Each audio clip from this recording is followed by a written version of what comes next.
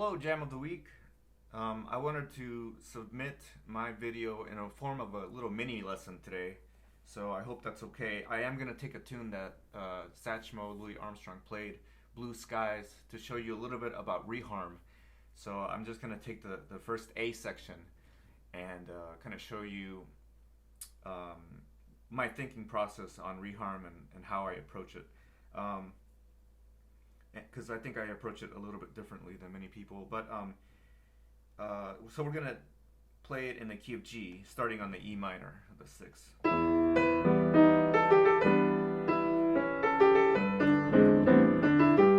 So that's basically the first A. But a lot of guys, I feel, focus too much on the harmony, but not what's happening in between.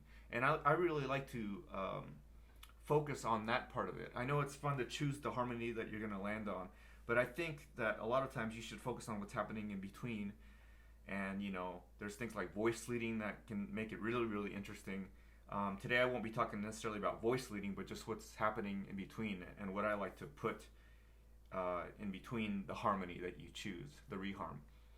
So let's just say we're going to take this first part here, and we'll keep the first original harmony, the E minor 7.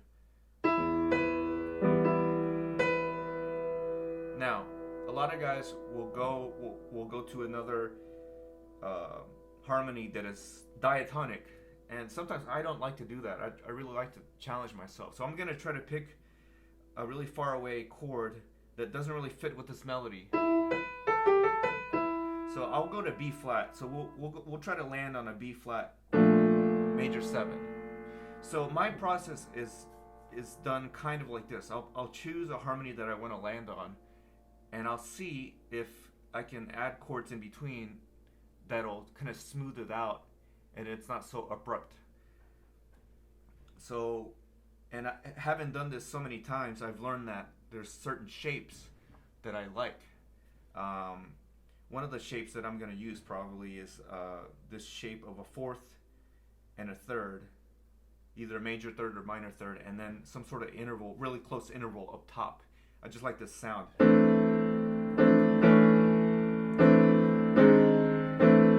So it's not an exact set of intervals, but it's that kind of shape. And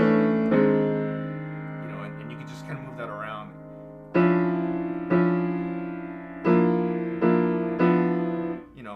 And this is where really the experimenting really comes into play, and I feel that a lot of guys that reharm, they don't focus on what's happening in between, just the end chord.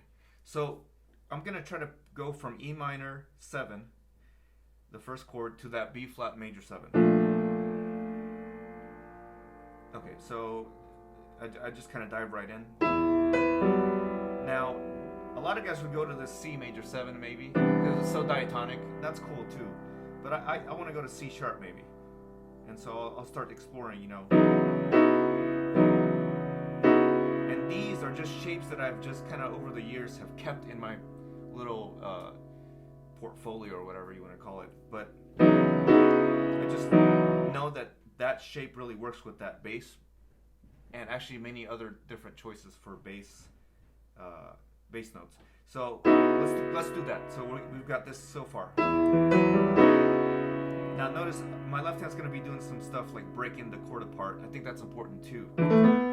Yeah.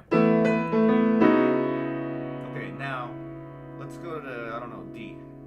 So I don't want to just do D minor. I want to, actually, I like to do a lot of inversions. Maybe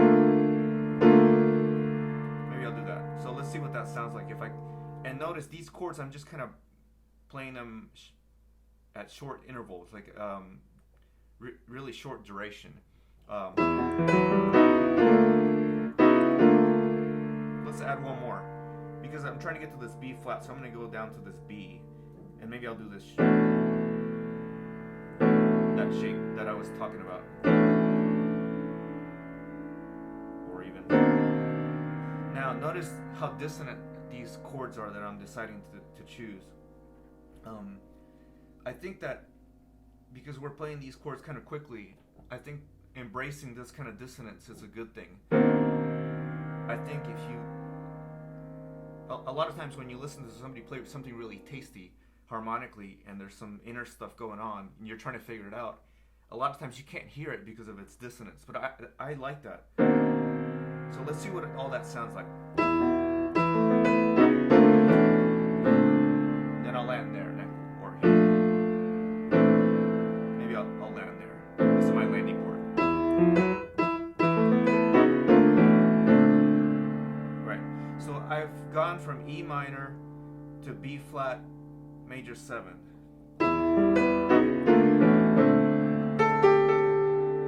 And then maybe find points where you really need to kind of resolve some of this tension. So let's do that.